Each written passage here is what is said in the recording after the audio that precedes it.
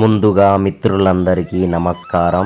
కాశీ నగరానికి ఇంకొక పేరు వారణాసి. గంగా నదిలో వరుణ, అస్సి అనే రెండు నదులు అంతర్వాహినిగా ప్రవహించి అస్సి ఘాట్ వద్ద కలుస్తాయి. అందువల్ల వారణాసి అని అంటారు. గంగా నది ఒడ్డు అనేది అస్సి ఘాట్ నుండి ఆదికేశవ ఘాట్ వరకు నెలవంకలాగా అర్ధచంద్రాకారం మాదిరిగా వంపులు తిరిగి ఉంటుంది. అదే వారణాసికి లేదా గంగా నదికి అందం. అస్సి ఘాట్ నుండి ఆదికేశవ ఘాట్ వరకు వివిధ ప్రాధాన్యతలు కలిగిన అనేక రకాల ఘాట్లు ఉన్నాయి. వివరంగా అన్ని ఘాట్ల గురించి తెలుసుకుందాం రండి. ఇది చౌసటి ఘాట్. ఇక్కడ చౌసటి మాత మందిరం కూడా ఉంది. అదే విధంగా ఇక్కడ కనకదుర్గమ్మ వారి ఆలయం కూడా ఉంది. ఇది రాణా మహల్ ఘాట్. దీని తర్వాత ఉన్నది దర్భంగా ఘాట్. ఇవన్నీ మహల్స్. నది ఒడ్డు నుండి నదిలోకి రాతితో కట్టిన మెట్ల వరుసల్ని ఘాట్లు అని అంటారు. వీటన్నింటినీ స్నానఘట్టాలని కూడా అంటారు. పంచభూతాలతో కొన్ని ఘాట్లు సంబంధం కలిగి ఉన్నాయి. ఆ తర్వాత మనకు వచ్చేటటువంటి ఘాట్ మున్సి ఘాట్. కాశీలో మొత్తము 84 ఘాట్లు ఉన్నాయి. వాటిలో 5 పంచభూతాలకు సంబంధించినవి. అవి చాలా పవిత్రమైనటువంటివి. ఆ తర్వాత ఉండేటటువంటి ఘాటు రాణి అహల్యాబాయ్ హోల్కర్ ఘాట్.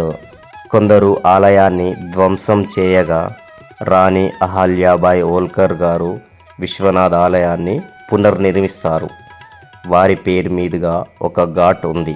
అదే అహల్యాబాయ్ హోల్కర్ ఘాట్. ఈ 5 పంచభూత ఘాట్లు విష్ణుమూర్తి శరీరంలోని భాగాలుగా చెప్తారు. ఈ అస్సి ఘాట్ అనేది పంచభూతాలలో మొదటిది. అది ఆకాశం. అది విష్ణుమూర్తి యొక్క తల భాగం. దశాశ్వమేధ ఘాట్ పంచభూతాలలో రెండవది. అది గాలి. దీనిని విష్ణుమూర్తి హృదయంతో పోలుస్తారు. రాణి అహల్యాబాయ్ హోల్కర్ తర్వాత ఉండేటటువంటి ఘాట్ శీతల ఘాట్. ప్రతిరోజు సాయంత్రం దశాశ్వమేధ ఘాట్లో గంగా హారతి కార్యక్రమం నిర్వహిస్తుంటారు. ఘాట్లని సాయంత్రం చూడ్డానికి వెళ్తే ఘాట్లతో పాటు గంగా హారతి కూడా చూడవచ్చు. ఆ తర్వాత మనకు కనబడేటటువంటి ఘాటు ప్రయాగ్ ఘాటు.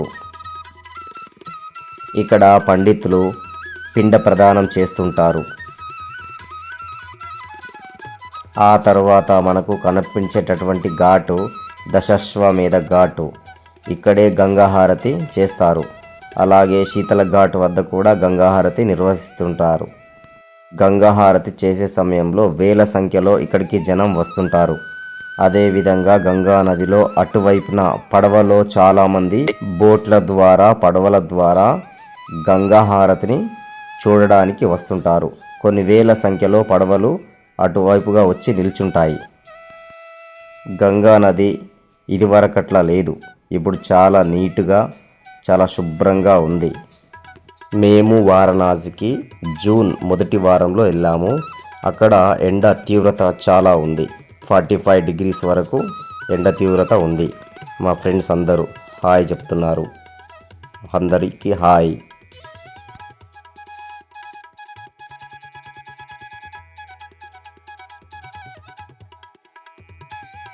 దీని తర్వాత వచ్చేటటువంటి ఘాట్ మన్మందిర్ ఘాట్. అదేవిధంగా ఇంకో ఘాట్ వారాహి ఘాట్. అయితే పంచభూతాల ఘాట్లలో మూడవది మణికర్ణిక ఘాట్. ఇది విష్ణుమూర్తి యొక్క నాభి ప్రాంతంతో పోలుస్తారు. పంచభూతాలలో మూడవది అగ్ని. వారణాసికి పంచకోశ లేదా మణికర్ణిక అని కూడా అంటారు. ఈ పేరు ఎలా వచ్చిందో మళ్ళీ తెలుసుకుందాం. ఆ తర్వాత మనకు కనబడేటటువంటి ఘాట్ మీర్ ఘాట్. మణికర్ణిక అంటే చెవి యొక్క ఆభరణం. మణికర్ణిక అనే పేరు ఎలా వచ్చిందో నెక్స్ట్ వీడియోలో తెలుసుకుందాం. కాశీలో 2 ఘాట్లలో మాత్రమే దహన సంస్కారాలు జరుగుతాయి. అందులో మొదటిది మణికర్ణిక ఘాట్. ఇది మహాశ్మశానం లేదా పెద్ద శ్మశానం అంటారు. ఆ తరువాత హరిశ్చంద్ర ఘాట్. ఇది చిన్న శ్మశానం. ఇక్కడ అతి తక్కువ సంఖ్యలో దహన సంస్కారాలు జరుగుతాయి. పుట్టుక చావుకు మధ్యలో ఉన్న ఈ జీవిత ప్రయాణాన్ని గురించి తెలుసుకోవాలంటే ఒక్కసారైనా కాశీకి వెళ్ళాలి. పడవ వాళ్ళు సాధారణంగా హరిశ్చంద్ర ఘాట్ మరియు మణికర్ణిక ఘాట్ మధ్యలోనే చూపిస్తారు. దాదాపు ఒక 35 ఘాట్లను మాత్రమే చూపిస్తారు. పడవలో నుండి గంగా నది ఒడ్డుకు చూసినట్లయితే అన్ని భవంతిలు, మెట్లు, భవనాలు అన్నీ అందంగా కనిపిస్తూ ఉంటాయి. ఇక పంచభూతాలలో 4వది, అది పంచగంగా. దానిని నీరు అంటారు. ఈ పంచగంగా ఘాట్లో 5 నదులు కలుస్తుంటాయి. ఇది అత్యంత పవిత్రమైనదిగా చెప్తారు. ఈ ఘాట్లన్నింటినీ చూడాలంటే ఒక రోజు మొత్తం కూడా సరిపోదు. ఇప్పుడు కనిపించేటటువంటి ఘాట్ లలితా ఘాట్. మనకు కనిపిస్తున్న మెట్లు, ఆ మెట్లపై కప్పు, అదంతా లలితా ఘాట్. ఇక్కడ నుండి గంగా నదిని చూస్తున్నట్లయితే చాలా ఆనందం కలుగుతుంది.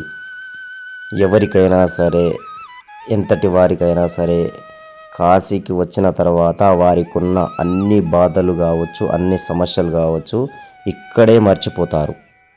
ఈ లలితా ఘాట్ నుండి గంగా నది వ్యూ అనేది చాలా ఆహ్లాదకరంగా కనిపిస్తుంది.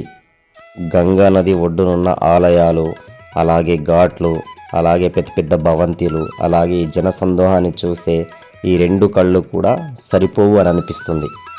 ఈ లలితా ఘాట్ తర్వాత విశ్వనాథ ఘాట్ ఉంటుంది. దీనిని మోడీ గారు నిర్మించారు. అలాగే దీనిని విశ్వనాథ్ కారిడార్ అని కూడా అంటారు.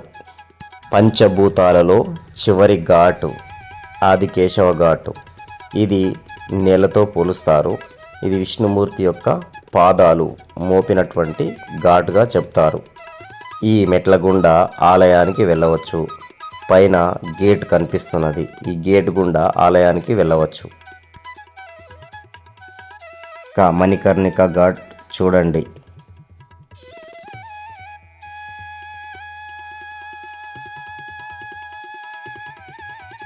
మణికర్ణిక ఘాట్లో 24x7 రోజులు నిరంతరము దహన సంస్కారాలు జరుగుతూ ఉంటాయి.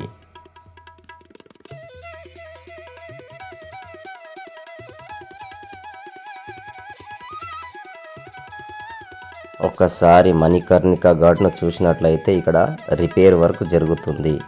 ఏవో కట్టడాలు చేస్తున్నారు. అలాగే దహన సంస్కారాలు జరుగుతున్నాయి.